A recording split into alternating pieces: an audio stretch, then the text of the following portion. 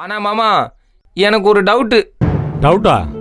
இப்போ என்னப்பா ஆம்பளை நந்தினியா இருக்கேன், டவுட்டு அவுட்டுங்கிறேன்?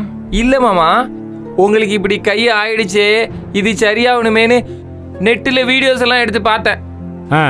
அதில் ஒரு டாக்டர் சொன்னார், பொம்பளை ஆளுகளுக்கு பக்கவாதம் வந்துச்சுன்னா ரைட் சைடு கை விளங்காமல் போகும், அதே ஆம்பளை ஆளுகளுக்கு கை இழுத்துக்கிடுச்சுன்னா லெஃப்ட் சைடு கை விளங்காமல் போகும்னாரு.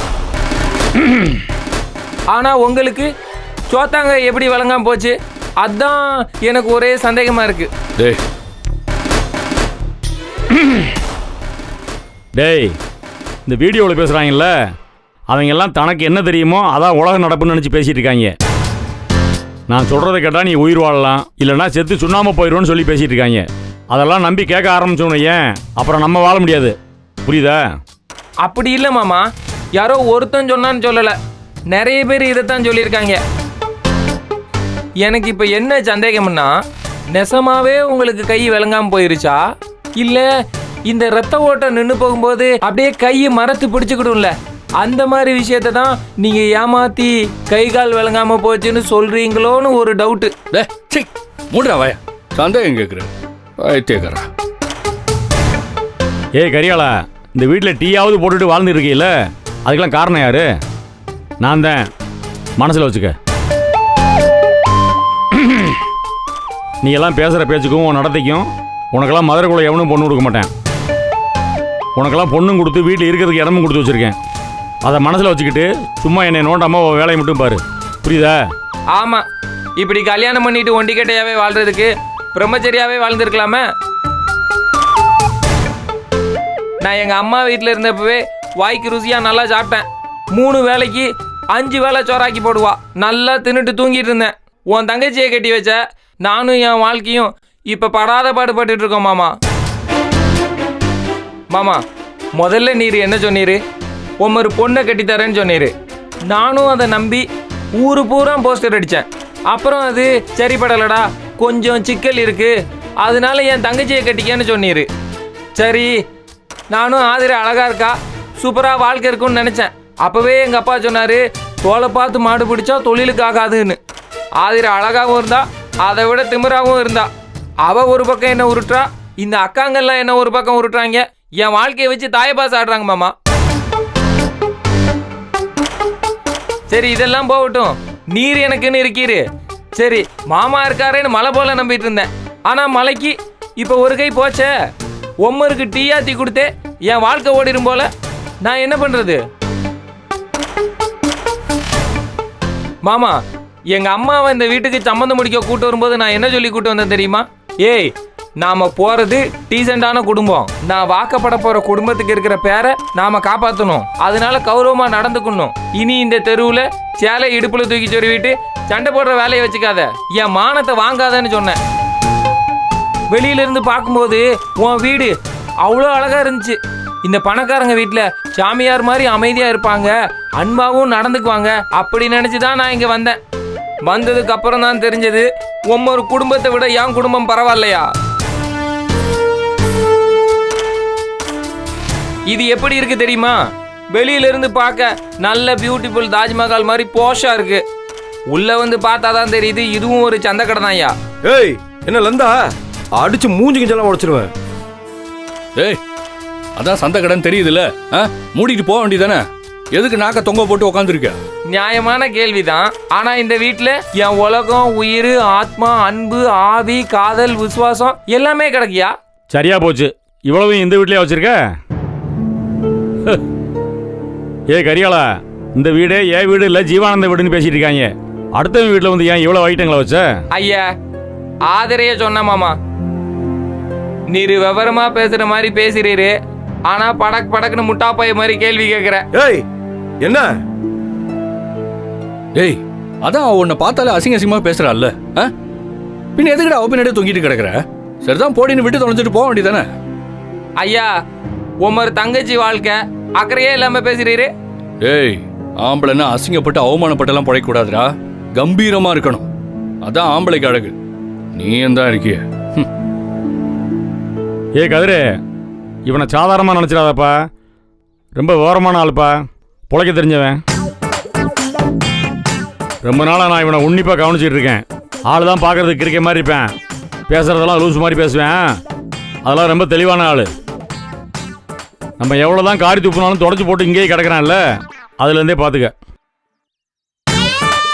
இவன் விஷயத்தில் ரொம்ப உஷாராக இருக்கணும், இல்லைன்னா காமெடியாக பேசுகிற மாதிரி பேசி நமக்கெல்லாம் வேட்டு வச்சு விட்டு போயிடுவேன். என்னடா கரியாளா? மாமா வாய மூடு. இரியா மாமா, நீர் எத்தனை பேருக்கு வேட்டு வைக்கிறவரு? உங்களுக்கு எவனாவது வேட்டு வைக்க முடியுமா? அந்த ஜீவானந்தெல்லாம் உங்களுக்கு ஜுஜுபி மாமா.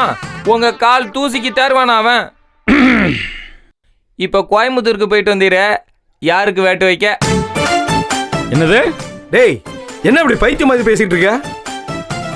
அவர் என்ன கோயம்புத்தூர் போய் வெடி வைக்கிறதுக்கா போனாரு? டாக்டர் தானே பார்த்துட்டு வந்தாரு.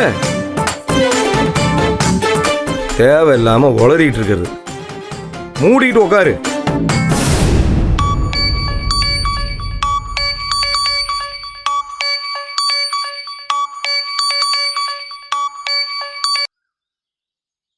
ஹலோ. கதிர், கிள்ளிவளவன் பேசுறேன்.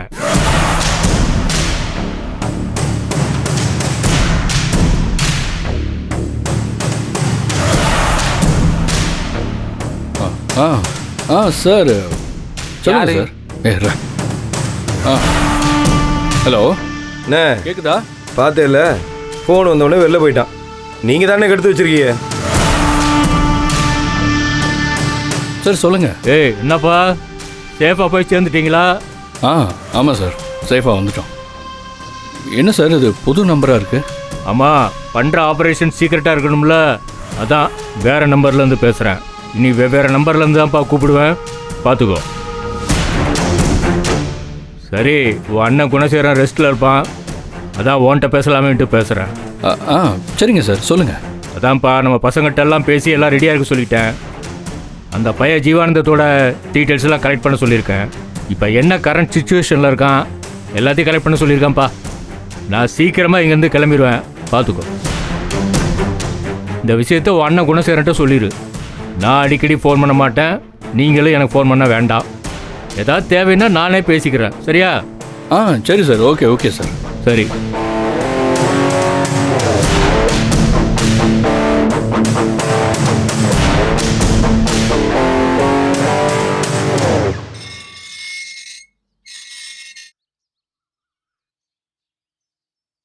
என்ன மாமா, போன் வந்ததும் குடுகுடுன்னு ஓடிட்ட?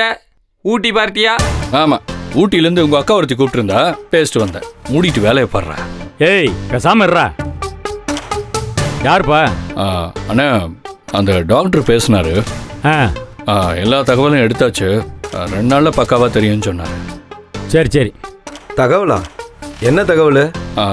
ஒன்றும் இல்லைண்ணே, அந்த ஆப்ரேஷன் சம்மந்தமாக பேசிக்கிட்டு இருந்தோம்ல, அதுக்காண்டி. என்னது ஆப்ரேஷனா? ஏன், எதுக்கு? ஆபரேஷனுக்கு முன்னால தகவல் சேமிப்பாரா? அந்த ஆளை நம்பி எப்படி கையை கொடுக்கறது மாமா? இல்ல, மிதிச்ச கொன்றுவேன். ஒத்திட்டு இருக்க மாட்டே நீ. அதான் காப்பி கொடுத்தா சில எந்திரிச்சு போட. கேள்வியா கேட்டுட்டு இருக்க. ஏய் கரிகாலா, சில விஷயங்களுக்கு சில பேரை நம்பித்தாண்டா ஆகணும். சும்மா சலசலன்னு பேசாம அமைதியாக உட்காந்துடுற. அப்படி ஒரு டாக்டர் தான் அந்த கோயம்புத்தூர் டாக்டர். சும்மா கேள்வி வைக்காம பேசாம இரு, எனக்கு தெரியும் எல்லாம்.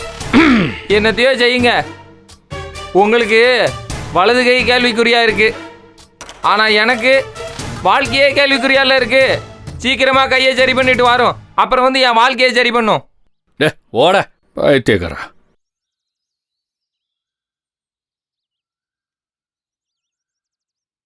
என் வலது கை கேள்விக்குறியா இருக்கா, அது ஆச்சரியக்குறியா மாறும். சொத்து மட்டும் என் கைக்கு வரட்டும், அதுக்கப்புறம் பாரு, இந்த கையில் சிலம்பாட்டம் ஆடி காட்டுறேன் பாரு.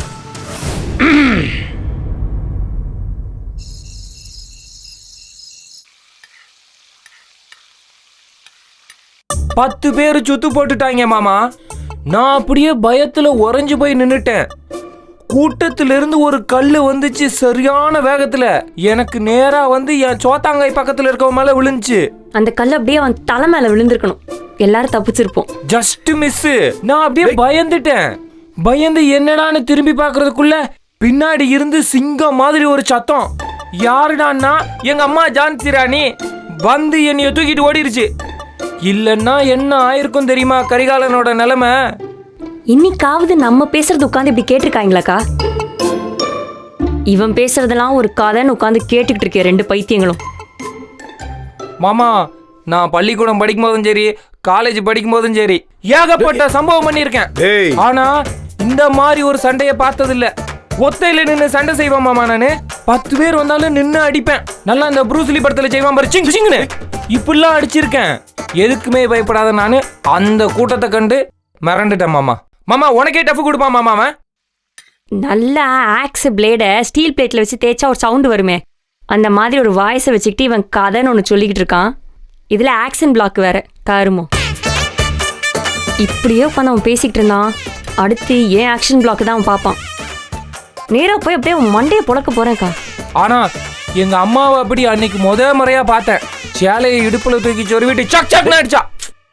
பயம்னா பயம். எங்க அம்மாவை கொண்டு நானே பயந்துட்டேன். அப்படியே போச்சு மாமா வாழ்க்கை. அதுக்கடுத்து என் கல்யாணத்தன்னைக்கு தான் பிரச்சனை வந்துச்சு. ஆனா போதுண்டா, நிறுத்துறியா? டேய் நீ கதிரிக்கிட்ட சொல்லு. நான் உள்ள இல்ல இல்ல இல்ல இருங்க இன்னும் எவ்வளவு கதை இருக்கு.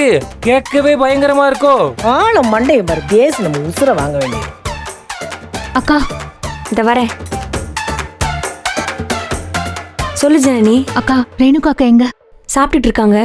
என்ன மாமா எனக்கு பசி எடுக்கு, நான் போய் சாப்பிட்டு வந்துட்டுமா? அல்ல, இப்போதானடா 30 சப்பாத்தியை முழுங்கின ஒரு அண்டா சாம்பாரோட.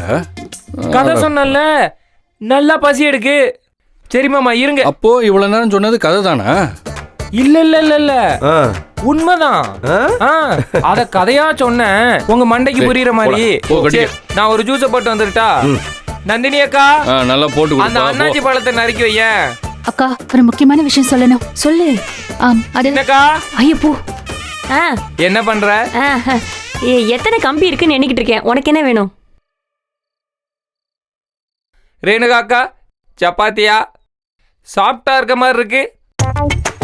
எனக்கு மட்டும் வரட்டி தட்டின மாதிரி சப்பாத்தியை போட்டு கொடுத்துட்ட. அதான் 30 உள்ள தள்ளல, அப்புறம் என்னடா?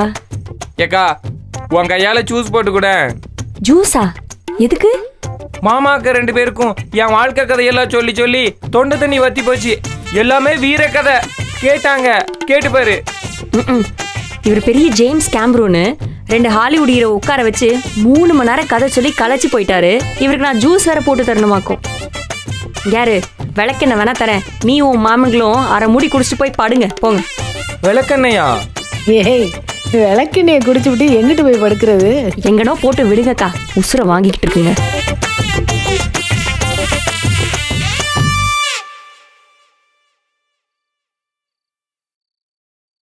அப்போ ஜூஸ் கிடையாது அப்படித்தானே? வெண்ணி கூட வச்சு தர மாட்டேன்.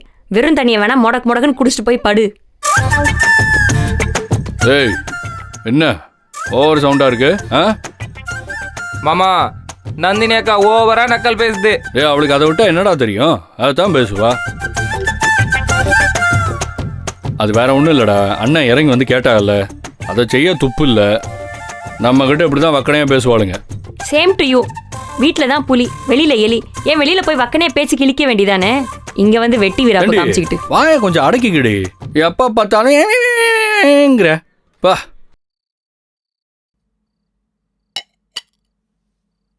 ஏய், சோழி மட்டும் முடியட்டும்.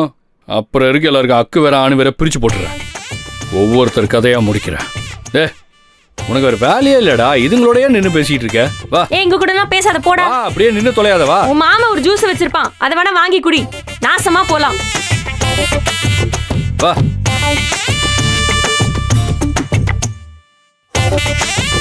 ஜனனி, ஜனனி. அக்கா இங்க இருக்கேன். என்ன சொல்லு. என்ன சாப்பிட்டீங்களா? அது என்ன விஷயம்? ஜீவானந்த விஷயமா? இல்லக்கா, அது வேற. இது இன்னொரு முக்கியமான விஷயம். அக்கா வாங்க. இந்த வாரேன், இரு கையை கழுவிட்டு வரேன். வா. எங்க கூட்டிட்டு போறா?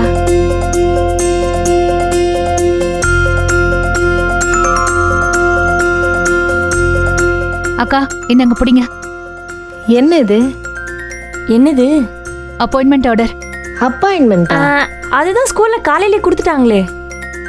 சீதா கல்யாணராமன், இந்த பேரை நீங்க கேள்விப்பட்டிருக்கீங்களா? நல்லா தெரியுமே. எங்க சரோஜா அக்காவுக்கு குருவே அவருதான். பெரிய பேரு.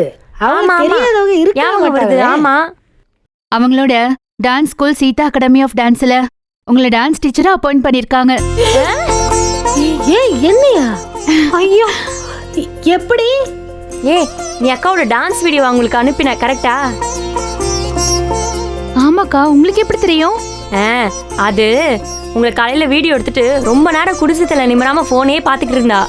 நான் ஏதோ சோஷியல் மீடியால வீடியோ ஏத்திக்கிட்டு இருக்கான்னு நினைச்சேன். பார்த்தா நீ அவங்களுக்கு அமைச்சிருக்க. இந்த ஆங்கிள் நான் யோசிக்கவே இல்லை ஜனனி. அக்கா, அவங்க வெப்சைட்ல டீச்சருக்காக கால்ஃபர் பண்ணிருந்தாங்க. உங்களை மாதிரி தான் மருத கலைய எல்லார்கிட்டயும் கொண்டு போய் சேர்க்கறதுக்காக ட்ரஸ்ட் மூலமா ஃபண்ட்ஸ் கலெக்ட் பண்ணி அதுல வர காசுல டீச்சர்ஸ்க்கு சம்பளம் கொடுத்து ஆர்வம் இருக்கிறவங்களுக்கு ஆன்லைன் மூலமா டான்ஸ் சொல்லி தராங்க. நான் இவங்களோட டான்ஸ் வீடியோவை அவங்களுக்கு மெயில் பண்ணேன். அதை பார்த்துட்டு இம்மிடியட்டா ரெஸ்பாண்ட் பண்ணாங்க. நாளையில இருந்து கிளாஸ் ஆரம்பிச்சிடலான்னு சொல்லிட்டாங்க. சூப்பர் ஜனனி. நாளையில இருந்தா?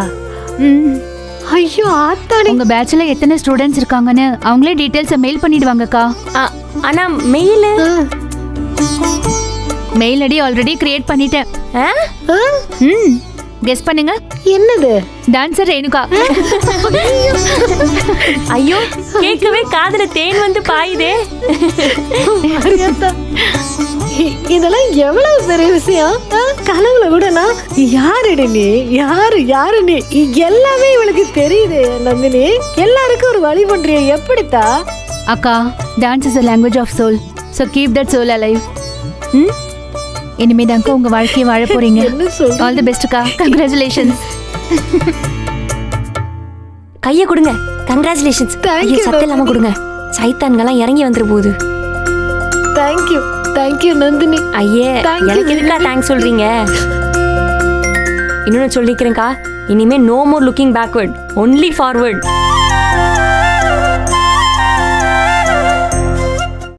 நந்தினி, போன ஜென்மத்தின் நினைவு மாதிரி ஒவ்வொன்னா ஞாபகத்துக்கு வருதுடி. அலாரிப்பு, பிறகு சத்தீஸ்வரம், அப்புறம் இந்த தக்கிட்ட தக்க திம்மி தக் சப்தம், அப்புறம் வர்ணம், அப்புறம் கடைசியில் ஆடுவாளே தில்லானா, அப்புறம் பதம் எல்லாமே கத்துக்கிட்டேன். இல்ல, நான் கேக்குறேன், இத பத்தி முன்னாடியே சொல்லியிருந்தா நம்ம 2 பேரும் இத பத்தி எவ்வளவோ பேசி எவ்வளவு தெரிஞ்சிருக்கலாம். எனக்கே ஞாபகம் இல்லடி. எல்லாம் இப்பதான் துண்டு துண்டா ஞாபகத்துக்கு வருது. எனக்கு நேத்தெல்லாம் நித்திரையே இல்ல. ராவெல்லாம் பூரா முழிச்சுக்கே இருந்தேன். படவடப்பாவும் சந்தோஷமாவும் எல்லாமே கலந்து வருது.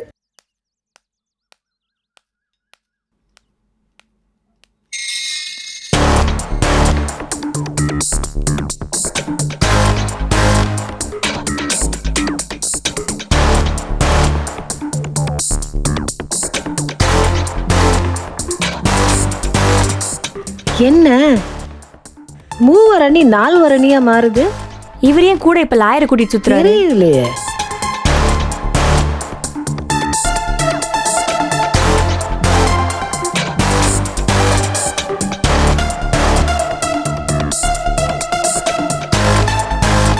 ஆமா, நம்மள போய் சொத்து வாங்க சொல்லிட்டு இவங்க என்ன கூடி கூடி எதையோ பேசிக்கிட்டே இருக்காங்க. விளங்கலையே. தெரியலையே. இந்த வக்கீல வேற கூட கூட்டிட்டு வந்திருக்காங்க. ஒன்னும் புரியலையே.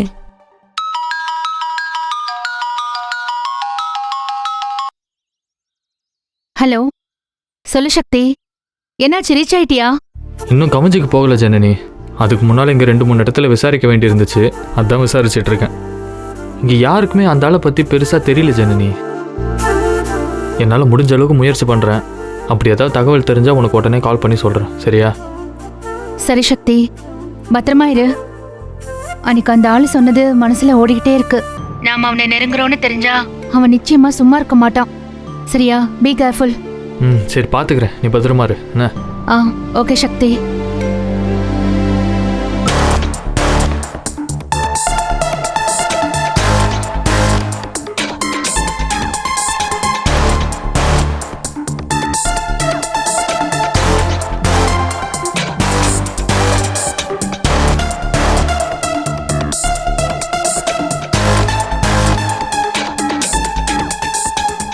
அக்கா வா.